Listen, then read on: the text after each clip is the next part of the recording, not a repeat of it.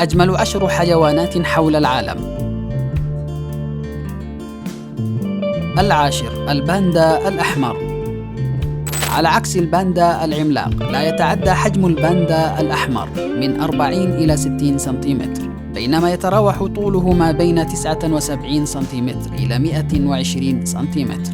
يتواجد بشكل أساسي في جبال الهيمالايا، المناطق الجنوبية في الصين، إلى جانب الهند، النيبال ولاوس. هو حيوان هادئ في غالبية الأحيان، لكن عند إحساسه بالخطر يهرب إلى مناطق علوية يصعب الوصول إليها، إذ يمتاز بسرعته وقدراته البهلوانية في تسلق الأشجار.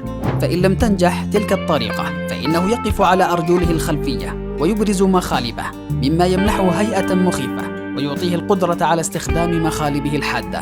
غذاؤه الأساسي هو الخيزران، الفطريات، التوت، الطيور الصغيرة والبيض.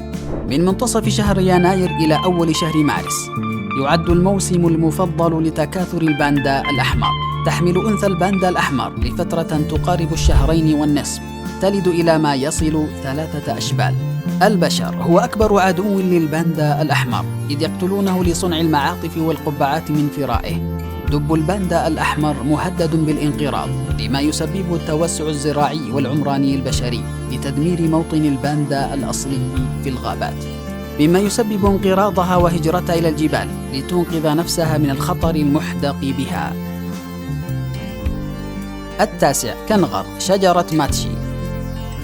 يعد الكنغر من أكبر الحيوانات الثديية الجرابية،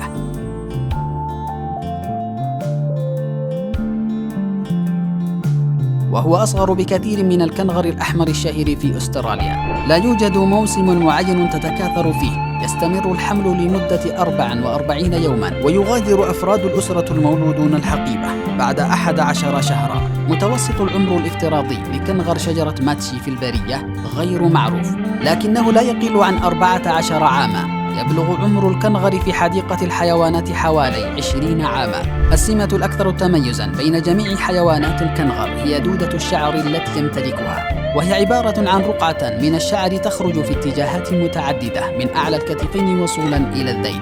كنغر شجرة ماتشي الشهير يمتاز بضعف السمع، وذلك بسبب الآذان الصغيرة لديهم مخالب منحنية على أطرافهم الأمامية، ومنصات ناعمة على أطرافهم الخلفية التي تساعد في قدرتهم على التسلق.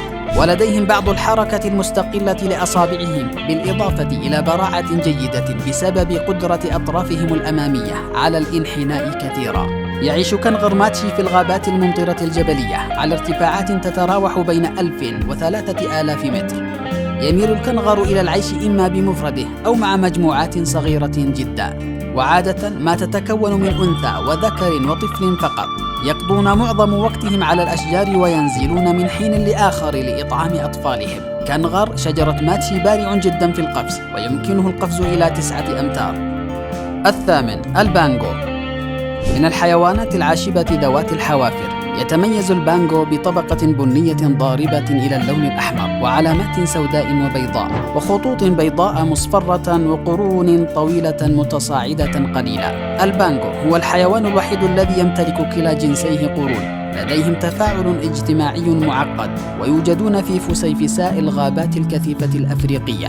تم وصفه لأول مرة من قبل عالم الطبيعة الإيرلندي ويليام أوجلبي في عام 1837. يبلغ متوسط عمر البانغو 16 عاما، وتبلغ مدة حمل أنثى البانغو 285 يوما. البانغو عبارة عن متصفحات نباتية تتغذى على الأوراق والشجيرات والكروم ولحاء الأشجار المتعفنة والأعشاب والجذور والحبوب والفواكه. يحتاج البانغو إلى الملح في وجباتهم الغذائية، ومن المعروف أنه يزور بانتظام مصادر الملح الطبيعية. ومن المعروف أيضا أن حيوان البانغو يأكل الخشب المحروق بعد العاصفة والحرائق كمصدر غني بالملح والمعادن. في عام 2000 قامت جمعية حدائق الحيوان في الولايات المتحدة الأمريكية باعتبار البانغو أفضل القصص الناجحة لحماية الحيوان. في عام 2013 تم اختراق هذا القانون من خلال تقارير تفيد بأنه ربما لم يتبقى سوى 100 بانغو جبلي في البرية بسبب قطع الأشجار والصيد الجائر. 7. بط الماندرين. أجمل بطة في العالم بدون منازع. يميز هذا الطائر ألوانه الجذابة التي لا مثيل لها في عالم الطيور ليصبح من أشهرها على الإطلاق. الموطن الأصلي لبط الماندرين هو الصين وكوريا واليابان وأقصى شرق آسيا، بريموريك سي كراي، وهي مقاطعة في أقصى جنوب شرق روسيا.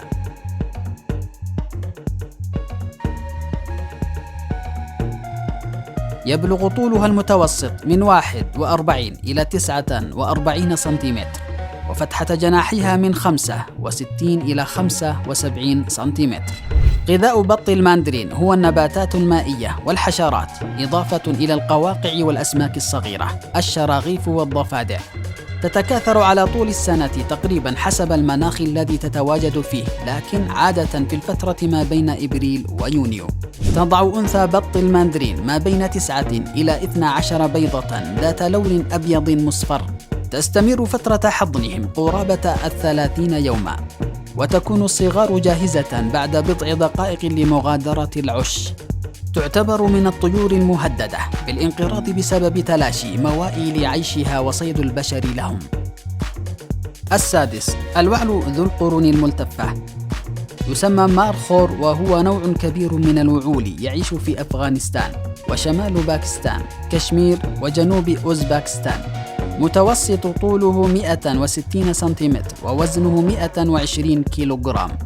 يتميز هذا الماعز البري بقرونه الملتفة بإحكام على شكل لولب، يمكن أن تصل قرون الذكور حتى 160 سنتيمتر وتصل إلى 25 سنتيمتر في الإناث. المارخور هو الحيوان الوطني لباكستان.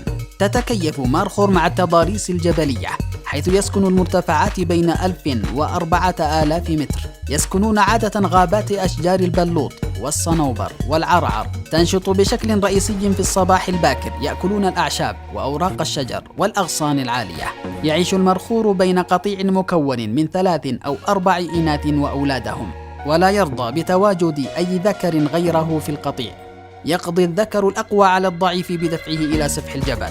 تستمر فترة الحمل من 135 إلى 170 يوما، وعادة ما يؤدي إلى ولادة طفل أو طفلين. نداء الإنذار يشبه إلى حد بعيد ثغاء الماعز التقليدي.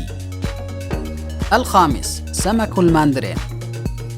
يتميز سمك الماندرين بأنه صغير الحجم ذو ألوان زاهية. تعود أصول أسماك الماندرين إلى المحيط الهادئ، وتعيش تقريبا بين جزر ريكيو جنوبا إلى أستراليا. اكتشف هذا النوع من الأسماك في عام 1927 من قبل ألبرت ويليام هيري، عالم الأسماك الأمريكي الذي يعمل في الفلبين، إذ عرفت بالسمك اللامع. يصل طول سمك الماندرين ما بين 5 إلى 8 سنتيمتر. يأكل سمك الماندرين اللحوم في صورة ديدان وأحياء مائية صغيرة غير فقارية. تتميز الألوان الزاهية بخلفية زرقاء لامعة مع خطوط برتقالية دائرية، ووجه أزرق مخضر مع خطوط زرقاء جريئة. تستخدم زعانف الحوض الكبير للمشي في قاع البحر، وغالبا ما ينظر إليها عن طريق الخطأ على أنها الزعانف الصدرية. تعيش أسماك الماندرين في الشعاب المرجانية، وتفضل بحيرات المحمية والشعاب المرجانية، على الرغم من أنها بطيئة الحركة وشائعة إلى حد ما ضمن مداها، إلا أنه لا يمكن رؤيتها بسهولة بسبب عادات التغذية في القاع وصغر حجمها. تحتوي أسماك الماندرين أيضا على طبقة من الوحل المر والرائحة الكريهة بشكل مثير للجدل بدلا من القشور، والتي تحجب المرض وربما تثبط أيضا الحيوانات المفترسة. الرابع، السرطان الملون، المعروف أيضا باسم حلوى السلطعون وسرطان البحر المرجاني الناعم، نظرا لصغر حجم هذا السلطعون وهيكله الغريب. يعد من أغرب الكائنات البحرية إثارة للاهتمام على الإطلاق. ألوانها والطريقة التي تحمي بها نفسها ليست بالضبط مثل السلطعون الطبيعي الذي يمكن رؤيته في المحيط. اللون الذي يتحولون إليه والأورام الحميدة التي يزينون أنفسهم بها تساعد في تمويه أجسادهم من الحيوانات المفترسة. وسلطعون ملون للغاية، يبلغ طوله من 1.5 إلى 2 سنتيمتر. يعيش في أنواع مختلفة من المرجان. إنه يخفي نفسه بتقليد ألوان الزوائد اللحمية التي يختبئ بينها. تغير لونها وتزين درعها بأورام مرجانية طازجة منتزعة من الحديقة حسب الموسم. تختلف الألوان حسب لون المرجان، وقد تكون بيضاء أو وردية أو صفراء أو حمراء. له مخالب صغيرة يحتوي جسمه على أشواك مدببة بنمط أحمر وأبيض شبيهة بمظهر الشعاب المرجانية. ينتشر هذا السلطعون في المحيطين الهندي والهادئ. يتغذى السلطعون الملون على العوالق النباتية والعوالق الحيوانية. الثالث، الفهد المرقط، من عائلة السنونيات آكلة للحوم، وهي عائلة فرعية من القطط المتوحشة، ومن القطط متوسطة الحجم يبلغ حجمه من 60 إلى 90 سنتيمتر، وذيله بطول 40 سنتيمتر. تسمى أنثى الفهد بالكشماء. تبلغ مدة حملها 3 أشهر، وتضع ما بين 1 إلى 5 قطط في فصل الصيف فقط. يتباين مع طفها ما بين اللون الأصفر والرمادي المنقوش برقع سوداء كبيرة. يتواجد الفهد المرقط في جنوب شرق آسيا بشكل أساسي. تتواجد بالغابات الاستوائية الكثيفة وأدغال الهند، جنوب الصين، بورما والنيبال، إذ تقضي أغلب أوقاتها على الأشجار. من الشائع أن متوسط عمر الفهد المرقط يبلغ من 11 إلى 17 سنة. يعد الفهد المرقط من النوادر في عصرنا هذا، حيث تنخفض أعدادها باستمرار الصيد من أجل اللحوم والفراء، إضافة لفقدان مساحات واسعة من موطنها في الغابات الاستوائية. لا يوجد له أعداء في البرية باستثناء البشر. الثاني، الثعبان الأزرق، هي مجموعة من الثعابين يشار إليها عادة باسم المتسابقين الشرقيين. يتراوح طولها بين 90 إلى 152 سنتيمتر، وهي واحدة من أكبر الثعابين الموجودة في العالم. لون أسفل البطن أبيض، ويتميز الجانب الخلفي لديه باللون الأزرق اللامع. يمتد نطاق تواجدها من كندا بما في ذلك المناطق الشرقية من جزيرة بيلي إلى الشمال والمكسيك وغواتيمالا. يمكن العثور على الثعبان المتسابق الأزرق في حوافي البحيرات العشبية والمستنقعات والمروج والسافانا. يعرف عن الثعبان الأزرق أنه ثعبان سريع للغاية، يمكن التحرك بسرعة تقارب 7 كيلومترات في الساعة. هذه السرعة تساعدهم على الإمساك بالفريسة أو تجنب أن تكون فريسة. يتراوح عمر هذا النوع في البرية من 15 إلى 20 عاما. يبدأ موسم تكاثر المتسابق الأزرق في الربيع من إبريل، ويستمر طوال شهر مايو، إذ تضع الأنثى ما بين 5 إلى 28 بيضة بيضاوية بطول 2.5 سنتيمتر إلى 3.9 سنتيمتر، بقشرة جلدية في أواخر يونيو. ينشطون خلال النهار ويفضلون قضاء معظم وقتهم على الأرض، ولكن من المعروف أنهم يتغذون على الحشرات الأخرى مثل العناكب أو الديدان.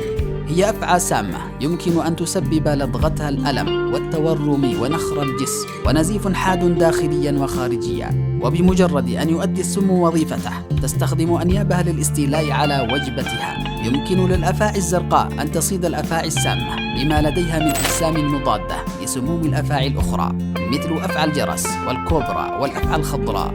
تم إدراجها على أنها مهددة بالانقراض في كندا، وأدرجت ضمن الأنواع ذات الاهتمام الخاصة في ولاية ويسكونسن في الولايات المتحدة الأمريكية.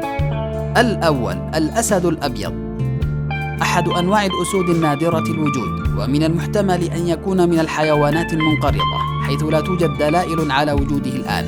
كانت آخر مرة تم فيها حصر عدد الأسود البيضاء في العالم كان عام 2004. يختلف الأسد الأبيض عن باقي الأنواع في لون الجلد، إلى جانب أن الذكر لا يمكنه التلاؤم والتعايش في البيئة والحياة البرية، ولا يمكنه الصيد. أما الأنثى فلا يوجد فرق بينها وبين أنثى الأنواع الأخرى، بل أنها أحيانا تتفوق عليها في الصيد. تم اكتشاف الأسد الأبيض في القرن العشرين، حيث اعتقد العلماء أنها مجرد حكايات وأساطير يتناقلها الأجيال. السبب وراء هذا اللون هو وجود طفرة في جينات هذه الأسود، إذ أن الخلايا الجلدية لديهم تقوم بإفراز صبغة الميلانين المسؤولة عن إعطاء اللون البني بكميات قليلة، وبذلك فهو يشبه البهاق. في سنة 1985 تم العثور على عدد من أشبال الأسد الأبيض في محمية تعرف باسم محمية تمبافاتي. في عام 2004 تم حصر ما يقارب 30 أسداً فقط. تعيش هذه الأسود البيضاء في جنوب إفريقيا منطقة تمبافاتي، إذ اعتبرت أنها من الحيوانات المقدسة لسكان المنطقة بسبب لونها. عام 2003 تم إطلاق آخر مجموعة من الأسود البيضاء لتعيش في الحياة البرية، ولا نعلم ما هو مصيرها.